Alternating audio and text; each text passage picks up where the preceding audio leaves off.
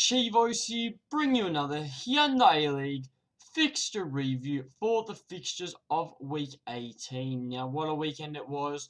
Not much movement on the table, though, quite surprising. So, the first game of the weekend saw Adelaide United draw 2-2 with Sydney FC. A very eventful first half saw all 4 goals before the halftime break. A brace from Sirio wasn't enough as Matty Simon and Holosco were able to equalise twice.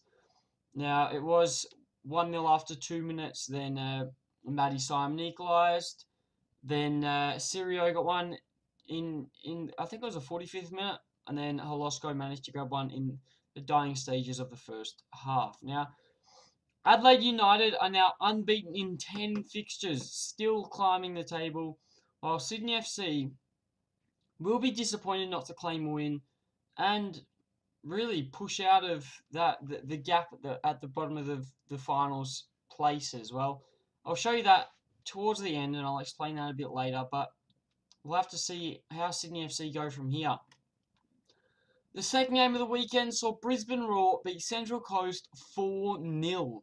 North scored the first for Brisbane in the 20th minute, and then McLaren scored his 10th goal of the season 16 minutes later, and it obviously saw Brisbane go 2-0 up. Corona added the third 15 minutes after the halftime break. A low driving shot from 20 yards out went into the bottom left corner, and it did seal the 3 points for Brisbane.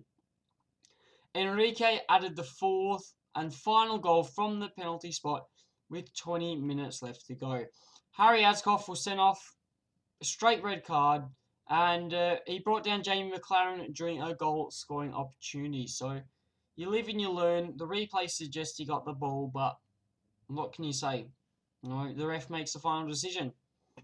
A tough result to take for Central Coast, who thought their form was turning around after their win last week and the draw the week before. And Brisbane Roar picked up the win. They capitalised on a Western Sydney Wanderers draw and now sit equal top of the table. So, Brisbane Roar will be happy there. The third game of the weekend saw my team Melbourne Victory draw 1-1 with the Western Sydney Wanderers. A goal from Brusha wasn't enough to seal the deal as Brendan Sandslab was subbed on and scored an 89th minute winner. Flares were disrupting during the fixture, and I'm sure the FFA will look into the situation. We'll have to see the outcome of that, but I have already covered this result in another video, and I will leave a link down in the description below.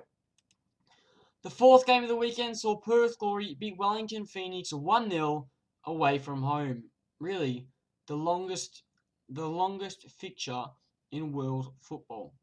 So that tells you something. So, Wellington were unable to convert a good chance early on, and it really hurt their game. 14 minutes in, Ante Kovic made a fantastic save and denied one of the Wellington Phoenix youngsters. Chris Harold scored the only goal of the game in the 21st minute when he headed home past Glenn Moss. Now, the win sees Perth Glory push even closer towards the top 6. Sydney FC and Adelaide are up there. They are in 5th and 6th. And the thing about that is the fact that Perth Glory have capitalised an extra 2 points on both of those teams this weekend. So they could still make a late charge for the finals places, and that's incredible. But on the other hand, Wellington Phoenix are struggling, and I really don't think that they're going to do anything this season. They're now 11 points from the final series. That's 4 wins.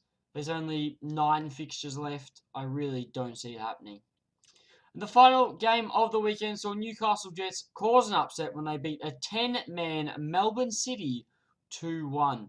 A quite uneventful first half saw for a very exciting second half for the home fans. Trifunovic scored a brace which encouraged his side to the win. His first goal came just after halftime, the 46th minute, when a penalty was awarded for a handball inside the box. Malling was then sent off for City in the 64th minute when he fouled Nordstrand and stopped him from a clear goal-scoring opportunity. And you know, when you get caught for a goal-scoring opportunity, straight red. No doubt about it. Doesn't matter if you're the last man or not. It's a goal-scoring opportunity. No one was getting to that ball. It would have been a shot on goal.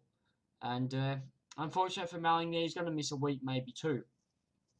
Although Trifunovic's second goal came with 20 minutes to go, thanks to an assist from Nordstrom. Nordstrom had quite a good game for Newcastle Jets, but obviously Trifunovic leading the line once again. Melbourne City managed to grab one back thanks to Fornaroli with 10 minutes to go. He added yet another to his total, although it wasn't enough to grab a late draw for Melbourne City. Now Newcastle would be happy to cause an upset and grab a much needed 3 points, while Melbourne City will be unhappy not to capitalise on Western Sydney Wanderers' result. Now, let's go to the A-League ladder here. I'll bring it up on my screen and we can see what's been happening. So, as you can see, not much movement this weekend. Western Sydney still topped the table after their draw. Brisbane Roar picked up a win and grabbed a vital 3 points. As you can see, there's a 1 goal difference. 1 goal, that is it, with 9 fixtures left to go. Melbourne City and Melbourne Victory, as well as Sydney FC, all sit on 28 points. Melbourne Victory and Sydney FC did pick up a point each, while Melbourne City didn't pick up anything this weekend. So, 6 points between top and 5th, 7 points between top and 6th. So, still, it's anyone's game with 9 fixtures left to go. Adelaide United sit in 6 on 27 points. Perth Glory have now won 2 in their last 3, I think. And, is it 3 in their last 3 even? It could be 3 in their last 3. But, who knows? Point is, 22 points. They've made a late charge. 5 points from Adelaide United. This form can continue. And you could see Perth Glory potentially getting in the top 6. Newcastle Jets, not far off. Still 8 points from Adelaide United. Is their season over? Not yet.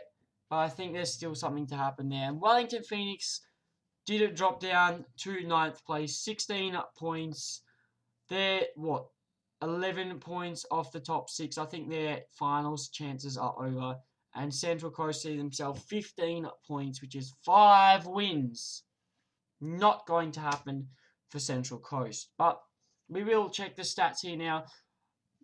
Golden Boot, Bruno Fornaroli added again, as did Bessart Brisha, 15 and 14 for those two.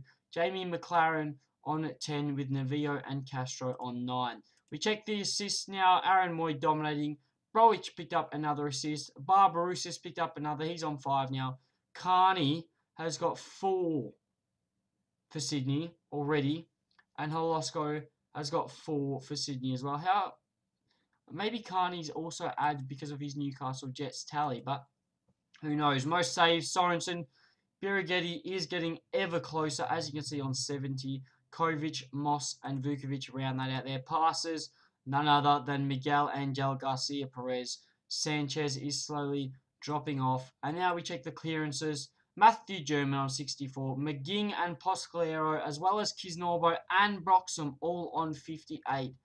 So huge there. But as you see, Western Sydney Wanderers and Brisbane Roar, there's only a goal in it. So a very, very tight run to the end of the season. But that is it for today's video. If you've enjoyed it, don't forget to smash the like button. Subscribe to see more Hyundai A-League content. And hopefully I'll catch you guys on another video.